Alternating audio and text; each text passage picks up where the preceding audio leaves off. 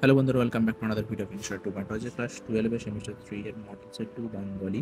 এটা করবো model set 1 এর ভিডিও অলরেডি চলে এসেছে, আমার চ্যানেলে দেখে নিতে পারো, বা আই বাটন এবং স্ক্রিনে লিঙ্ক দিয়ে দিচ্ছি, কমেন্ট বক্সে, ডেসক্রিপশন বক্সেও লিঙ্কটা রয়েছে।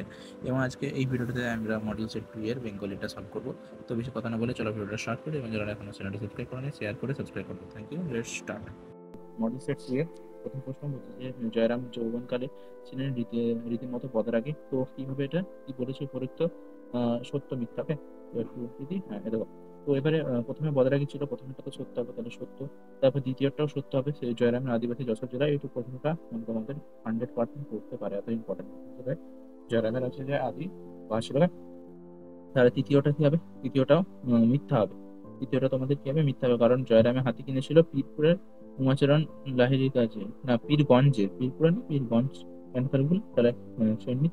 তাহলে সঠিক উত্তর হবে আমাদের ক অপশন হবে, ওকে। খ। তারপর নেক্সট প্রশ্ন। এখানে তোমরা একটু মিলিয়ে নাও। আমি হাতি তোর গোদা পায় নাতি, এখানে অবশিষ্ট দুটো বালক, দুজন বালক বলেছিল। তাহলে চারেরটা বি হবে। তো চারেরটা বি কোন অপশন আছে? এখানে আছে ক আছে, খ আছে, ক আর ক্ষয়ের মধ্যে যে কোনো একটা হবে। তারপরে দেখে নিই, গরুর গাড়িতে আসতে বলো, তাহলে তিনেরটা হবে ডি। মহারাজা বলেছিল যে গরুর গাড়িতে আসতে বলো, তাহলে অপশন এ হয়ে গেল। এইভাবে তোমরা সিলেক্ট করে নেবে। তো কারণ তিনেরটা একটা অপশনই আছে ডি, আর অপশন নেই এভাবে। বাকি তোমরা এগুলো করে নিতে পারবে যে নেশা করিয়া তা আশপাশ ফিরিয়া ফুলুর বাজাইয়া বেড়াইতেছে। এটা কি হবে? এটা হবে তোমার জ্যেষ্ঠ পুত্র। ওকে। তবে তিনের হচ্ছে বিবৃতি বলেছে, প্রথমে বিবৃতিটা দেওয়াটা উচিত হয়নি, প্রথমে এমসিকিউ থাকে তারপরে বিবৃতি দিকে এরকম বসাত বলেছে না? তো তারপরে 3 নম্বর বিবৃতি, বামুনহাটের মেলায় আদর বিকৃত হইল না। হইল না, হ্যাঁ এটা তো ঠিকই কথা। বামুনহাটের মেলায় আদর হচ্ছে যে বিকৃত হয় না। এবারে তারপরে বলছে যে আদর যাও মা বামুনহাটের মেলা দেখে এসো, ব্রাহ্মণের মুখ থেকে এই বাক্য নিশ্চিত হয়েছিল। হ্যাঁ, ব্রাহ্মণের মুখ থেকে এটা নিশ্চিত হয়েছিল, কিন্তু এখানে দুটো সঠিক ব্যাখ্যা নয়। এটা প্রথমে যেতে বলছিল, কারণটা তো এর নয়। ওকে মেলা দেখতে যেতে বলেছিল, বিক্রি হয়েছে না হয়নি এর তো কোনো কারণ দেখতে পাচ্ছি না। তাহলে দুটোই সঠিক হবে, কিন্তু আর এর সঠিক ব্যাখ্যা নয়। কেন? এগুলো একটু দেখে করতে হবে। হবে কারণ তাকে তো মেলায় পাঠাচ্ছিল। মেলা এখানে প্রথমে এইটা প্রথম লাইনটা যে আজ যাও মেলা দেখে এসো। হ্যাঁ, কিন্তু সে বিকৃত হবে কি হবে না সেটা তো পরের কথা। এটা তো কারণ কি বামুনহাট নিয়ে যাচ্ছিল বিক্রির জন্য কিনা, তাহলে এটাই অপশন এ হবে। তারপর 4 নম্বর প্রশ্ন বলছে আদরিনী ঘরে ফিরে এসেছিল কটায়? আদরিনী ঘরে ফিরে এসেছিল আমাদের পয়লা। বলছে অপশন খ। অপশন খ। তারপরে ড্যাশ থেকে বাই আসছে, এটা খুব ইম্পর্টেন্ট, বেনারস থেকে বাই আসছে, আর কলকাতা থেকে খেমটা আসছে। অপশন ক। আদালত অবমাননার জন্য মুক্তার মাসে কত টাকা দেওয়া হয়েছিল? 5 টাকা দেওয়া হয়েছিল, কিন্তু তার বদলে 5 টাকার জায়গায় তিনি 1700 টাকা ওয়েস্ট করেছিলেন, মামলা লড়েছিলেন। ওকে, এটা ইম্পর্টেন্ট, মানে খুবই হাস্যকর বিষয়, বা মানুষের জেদ কতটা হতে পারে। তারপরে 7 নম্বর প্রশ্ন বলছে তাই তো সব মাটি হয়ে গেল, এই প্রসঙ্গে উত্তরাধিকার, এটা মহারাজা হাতি পাঠাননি। এটা কি করেছিল? কুঞ্জ বিহারী বাবু আর ডাক্তার নগেন পাড়ার ডাক্তার এবং উকিল বলেছিল। ওকে। তারপর 8 নম্বর প্রশ্ন হচ্ছে দেখি, ঠিক আছে। তো 8 নম্বর প্রশ্ন হচ্ছে যে দেখিতে দেখিতে যে রূপ ডাগর হইয়া উঠিতেছে, যার সম্পর্কে এরা বলা হয় যে সেটা হচ্ছে আমাদের কল্যাণী। ওকে। অর্থাৎ কল্যাণী তার যেগুলোটা নাতনি হবে, যার বিয়ে হতে চলেছে। ওকে। আগের মধ্যে সেটা একটা প্রশ্ন ছিল যে কবে বিয়ে হবে, তারিখটা ইম্পর্টেন্ট। তারপর 9 নম্বর প্রশ্ন বলছে অন্ধকার লেখাগুচ্ছ কবে প্রকাশিত হয়েছিল? প্রকাশের লেখা দেখে রাখবে। অন্ধকার লেখাগুচ্ছটা আছে 2015 সালে। 10 নম্বর প্রশ্ন বলছে যে আইনস্টাইনের ধর্ম দিগন্ত পুরাণ। লাইনগুলো মনে রাখতে হবে। কবিরের ধর্ম হচ্ছে যে সত্যের বয়ান। তারপরে ভ্যান গগের ধর্ম হচ্ছে যে উন্মাদন বা আঁকা। আর লেনিনের ধর্ম নতুন পতাকা। অপশন কি আসছে আমাদের? ফার্স্ট। তারপরে 11 নম্বর প্রশ্ন বলছে যে যেন সেই ধর্ম, না সরি, যেন সে ধর্মই নয়। এটা 11 নম্বর। যা ধর্ম নয় সেটা কি? আহ, যে ধর্ম পূর্বোক্ত সবগুলির কথা বলে। অপশন ক। তারপরে গার্সিয়া লোকড়া কবিতা লিখেছেন কোন ভাষায়? অবশ্যই স্প্যানিশ ভাষায় এটা লিখেছেন, দেওয়া রয়েছে ওখানে বইতে, বা যাদের স্পাইক আছে তারা তো সেখান থেকে দেখে নেবে। তারপর 13 নম্বর প্রশ্ন বলছে যে কি, এটা ইম্পর্টেন্ট, শুধু আশীর্বাদী দুটি সরঞ্জাম, এই দুটি সরঞ্জাম ইম্পর্টেন্ট, বিশ্বাস এবং ভালোবাসা। অপশন গ। তারপরে 14 নম্বর প্রশ্ন, দিগ্বিজয় রূপকথা কবিতা অনুসারে বিশ্বাসের সঙ্গে সম্পর্কযুক্ত নয় কোনটা? মধ্যপ্রত অসি। এগুলো 1 লাইনের প্রশ্ন, এগুলো খুবই মানে লাইন করলে হবে। তারপরে হচ্ছে যে কি, আকাশে পুষ্পক আর সপ্তডিঙি, সপ্তডিঙা সাজে সিন্ধু জলে, পুষ্পক কি? এখানে পুষ্পক হচ্ছে যে রথ। তারপরে 16 নম্বর প্রশ্ন, স্বামী বিবেকানন্দ বাংলা ভাষা প্রবন্ধটি লেখেন কত? 1900 খ্রিস্টাব্দে, তোমাদের 20শে ফেব্রুয়ারি। হ্যাঁ, 20শে ফেব্রুয়ারি। জানুয়ারি হবে না, 20শে ফেব্রুয়ারি, ডেটটা মনে রাখবে। কনফিউজ করার জন্য জানুয়ারি দিয়েছে আর দুটো একই রেখে দিয়েছে। 17 নম্বর প্রশ্ন, বুদ্ধদেব কোন ভাষায় লোকশিক্ষা দিয়েছিলেন? পালি ভাষায়, অপশন ক। তারপরে গয়নাটা নাগপুরে ঘাড়পুরে ড্যাশ সাজিয়ে দিল, ওটা ব্রহ্ম রাক্ষসী সাজিয়ে দিল। 18 নম্বর প্রশ্ন, অপশন ক। আর কোথাও যদি ভুল হয় অবশ্যই কমেন্টে জানাবে, দুটো বলার জন্য ভুল হতেই পারে। তো 19 নম্বর প্রশ্ন কি বলছে? 19 নম্বর প্রশ্ন বলছে যে পতঞ্জলি হবে আমাদের মহাভাষ্য। ওকে। তারপরে সবর স্বামীটা করে নাও, তাহলে সবর স্বামীটা হবে তোমাদের মীমাংসা ভাষ্য। সবর স্বামী ভারত মুনির, তোমাদের ভারত মুনির হবে নাট্যশাস্ত্র, আর হচ্ছে আপনার শঙ্কর আচার্যের ভাষ্য। ওকে, শঙ্কর আচার্যের ভাষ্য। অর্থাৎ দুইয়েরটা এ, দুইয়েরটা এ, একেরটা সি। অর্থাৎ 19-এর কি আসছে, 19-এর দাগের এটা দুইয়েরটা এ, হ্যাঁ একেরটা সি, মানে খ অপশন। তারপরে 20 নম্বর প্রশ্ন, আহ, ও সব মরার লক্ষণ, মরার লক্ষণটা কোনটা? ও সব মরার লক্ষণ, মরার লক্ষণটা হচ্ছে আমাদের প্রাচীন ভাবনা বা প্রাচীন বিশেষণের সমাসের মাধ্যমে প্রকাশের চেষ্টা এটা। তারপরে পোর্টরাজকে পোর্টরাজকে ডাকে, এই যে পোর্টরাজকে ডাকে কে? এটা পোর্টরাজকে ডাকে হচ্ছে যে কাক। এবার option ঘ। তারপরে মায়ের দয়া কি হয়েছে? কলেরা রোগ হয়েছে, তুমি জানো, বলেছে পোর্টরাজটা। তারপরে শঙ্কররাও খারাট যে ভাষায় লিখেছেন সেটা হচ্ছে মারাঠি ভাষায়।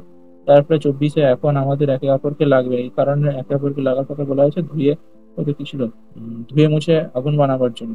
তারপর 25 নম্বর প্রশ্নটা এটা করতে হবে, মানে কি করতে হবে এটা, কবিতা জুড়ে যে ক্রমটা, সঠিক ক্রমটা রয়েছে সেই ক্রমটা আমাদের সাজাতে হবে। তো প্রথমে কি আছে, এটার উত্তরটা হবে দুয়েরটা, সরি, আগে দুয়েরটা হবে কষ্ট সৃষ্টে উঠে দাঁড়াতে হবে। তারপরে একেরটা হবে যারা স্থানে স্থানে এসেছে। তারপরে তিনেরটা হবে কোথায় গেল, পাথরে ফাটলে যারা বাসা বানাতে পারে, তাহলে অপশন ক হবে সঠিক উত্তর।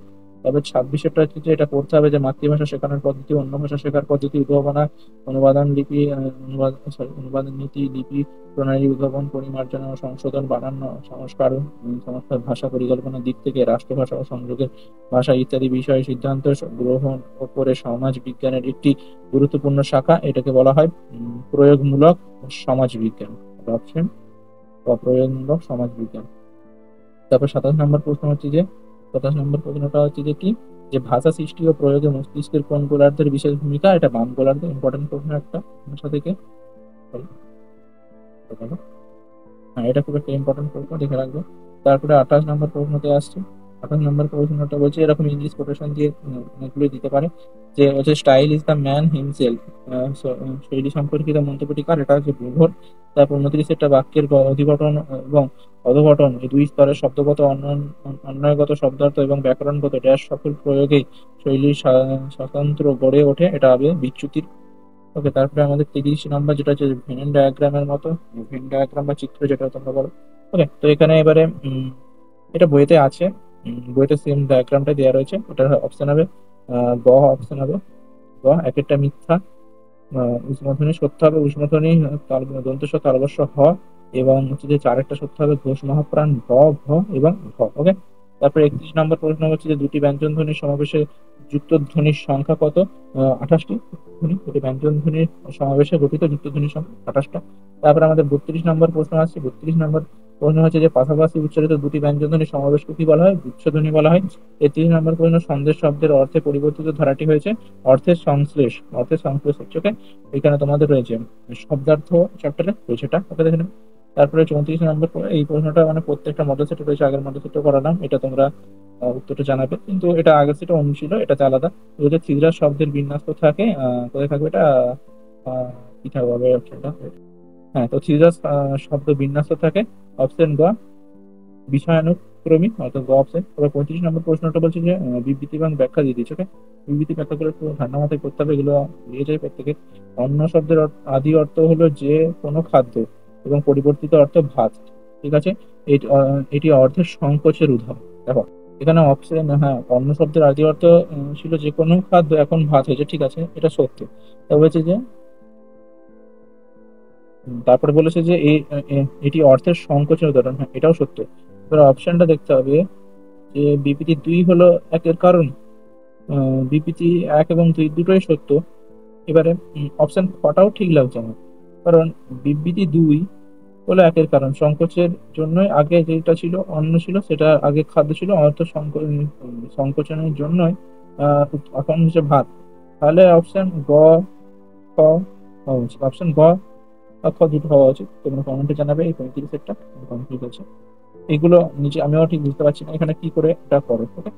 তারপরে 36 নম্বর প্রশ্ন, আমাদের 36 নম্বর প্রশ্নটা বলছে যে এখানে মেলাতে হবে, তো এটার অপশন হবে ক।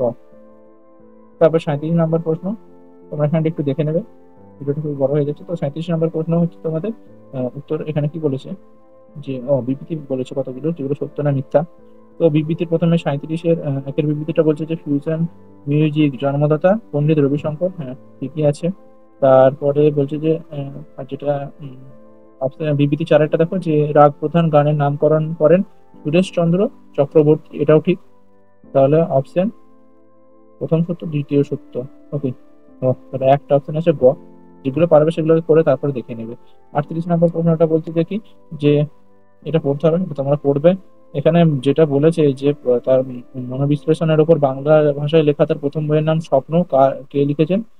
এটা দেখতে পারো যে মনোবিদ্যার আধুনিক পরিভাষা নির্মাণে এটা গিরিশ চন্দ্র শেখর। এটা তোমার পরিভাষা নির্মাণের অন্যতম পথিকৃৎ ছিলেন, তিনি হচ্ছে যে গিরীন্দ্র শেখর বসু, অপশন গ। তারপরে আমাদের 39 নম্বর প্রশ্নটা বলছি যে এখানে নীলরতন সরকার, এটা আগে দেখে নেবেন। নীলরতন সরকার হচ্ছে যে চারেরটা হবে প্রথম বিজ্ঞানসম্মত, হ্যাঁ অপশন বি, চারেরটা বি অপশন কোথায় আছে? একটা অপশনই আছে, সেটা হচ্ছে যে খ। দেখছো, এইভাবে তোমরা করবে, যে কোনো একটাকে মিলিয়ে নেবে, যেটা পারবে, যেটা পেরেছি এটাই, বাকিগুলো ওই অপশনে। 40 নম্বর প্রশ্ন লাস্ট প্রশ্ন বলছি যে এখানে যেটা বলে ধ্যানচাঁদের লেখা গ্রন্থটির নাম গোল, তাহলে বিবৃতি 3 এটা সত্য। তাহলে বিবৃতি 3 সত্য, দেখো কোথায় আছে বিবৃতি 3, এতগুলো তো রয়েছে। এবারে তাহলে আমাদের একটা অন্য দেখতে হবে, আমরা 4 নম্বরটা দেখি। বাঙালির প্রথম ফুটবল ক্লাব শোভাবাজার ক্লাব, এটাও সত্য। তাহলে 4 নম্বরটাও সত্য, 4 নম্বরটা সত্য, অর্থাৎ এখানেও সত্য আছে, প্রথমেও সত্য আছে, তাহলে এখানেও সত্য, অর্থাৎ সরি, 3ও সত্য। এবার আমাদের প্রথমটা দেখতে হবে যে অ্যাথলিট, দুইটা দেখছি অ্যাথলিট রাজীব গান্ধী খেলোয়াড় রত্ন পুরস্কার পান, যেটা জ্যোতির্ময়ী শিকদার, ওকে। ওই দুইয়েরটা হবে, দুইয়েরটাও সত্য, তার অপশন এক একটা মিথ্যা, কারণ এই তিনটে সত্য প্রথম ইয়েতেই রয়েছে, অ্যান্ড এক একটা মিথ্যা হবে যে গ্রেট বেঙ্গল সার্কাসের হচ্ছে যে প্রতিষ্ঠাতা নবগোপাল, এটা মিথ্যা। তো তো তারপর এখানে যেটা উত্তর হবে, এটা যেমন ভ তেমন এখানে এমআরসিটে ভয় ভয় এরকম করে ফিল আপ করতে হবে, এইভাবে তোমরা ফিল আপ করে। তো আজকের পাঠা এই পর্যন্ত রাখছি। মডেল সেট 2 মডেল সেট 3 এর পরের পাঠা আলোচনা করবো, তার জন্য এই পর্যন্ত রাখছি। পিডিএফটা টেলিগ্রামে দিয়ে দিচ্ছি, দেখে নেবে। 1 আর 2 এর পিডিএফটা দেওয়া রইলো। এক নম্বর মডেল সেটের ভিডিওটা দেখতে পাচ্ছ এখন। তাই জন্য এই পর্যন্ত রাখছি, ভালো লাগলে সাবস্ক্রাইব করবেন। Thank you so much for watching.